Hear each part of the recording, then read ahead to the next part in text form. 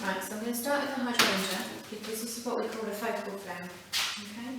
So whenever we're doing a gift bouquet, we always work in odd numbers. So 1s, 3s, 5s, 7. We're really focused on odd. Odd is good. Okay.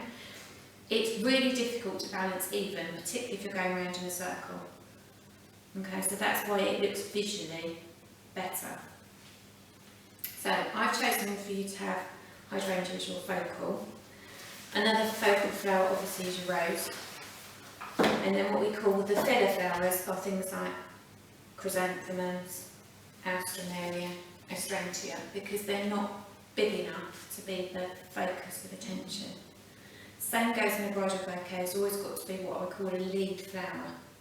So whether it be, I mean carnations could be a lead flower, that's not a problem, they last a long time, so if you're thinking about what you want to do in February, they're a possibility, they do come in lots of colours. But you need something that's got a bit of presence, okay? Because something like a clematis in the middle is not going to give you presence. Alright? Okay, so we're going to start off with that. Now, when you're hand tying, we're spiralling. Okay? So, are you left or right-handed? Left. Okay. You will need to go the other way.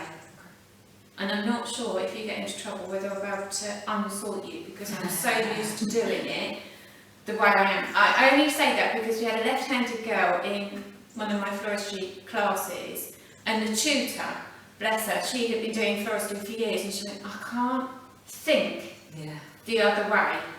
So you're going to have to do it opposite to me, if that makes sense. I'd probably actually do it the same way as you. I write with my left hand, but I do like most other things. Okay. Right-handed, so I think I would naturally hold it in my left hand and put the... Okay, that's fine, that's good. Okay.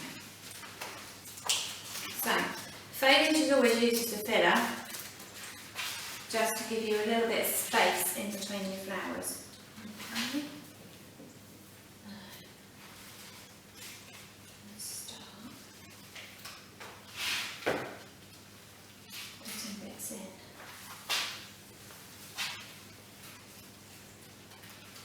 So it's easy for me because I've been doing this for years. I'm not expecting you to get an instantaneous result.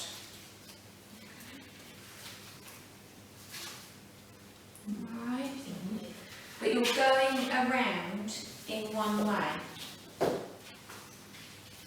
Alright, so you're putting flowers in and you're coming round and you're almost moving it around as you go. Does that make sense? You're both looking petrified, which is slightly worrying. Do you want me to start again? No. You sure? Yeah. Okay, you're following? Right, it's easy for me to do this, but you won't be able to do it.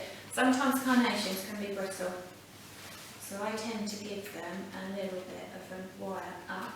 So up in there, and then twist it round. This is called support wiring.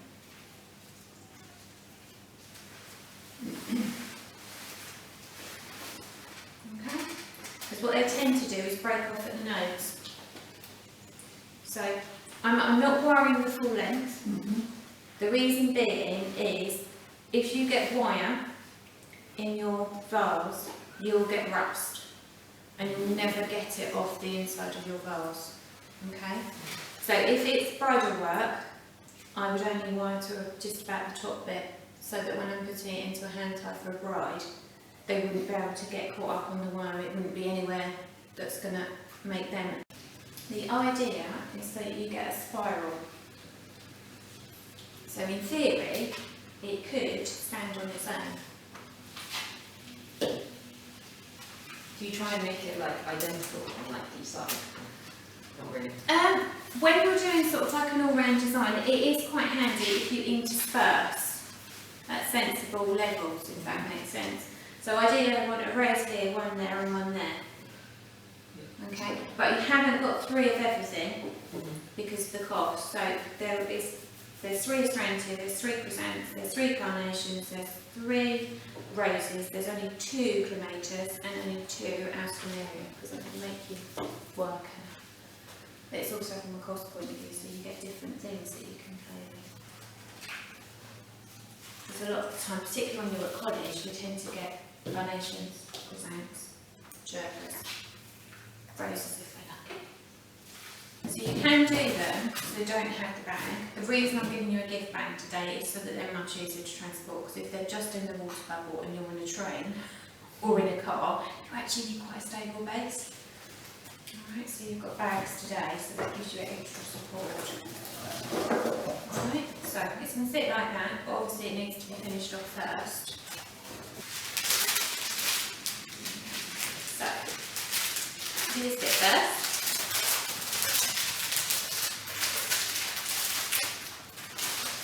Already it's starting to look a bit more impressive because you've got a little bit of wrapping. It's amazing what a little bit of wrapping can do.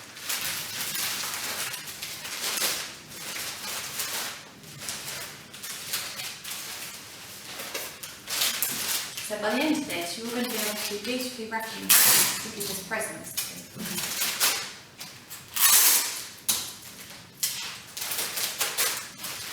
So now we're putting our bottom on. Sometimes I do these, even professional florists sometimes with cellophane splits, or there's a bit that you haven't got in properly, especially if you're doing it quickly, because you've got custom waiting. That always puts extra pressure on.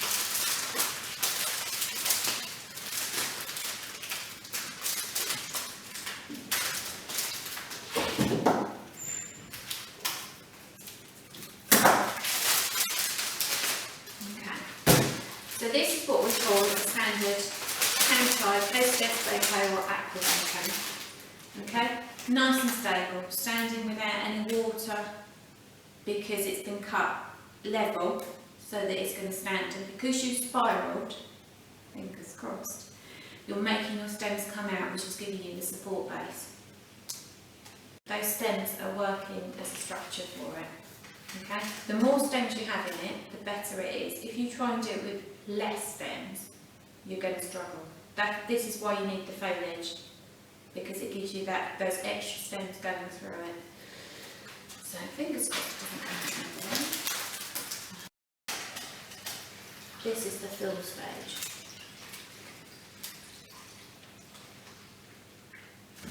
In this instance, we don't need to put a bow because we're going to put it in a lovely gift bag. Let's say you're welcome to have a play with stripping ribbon.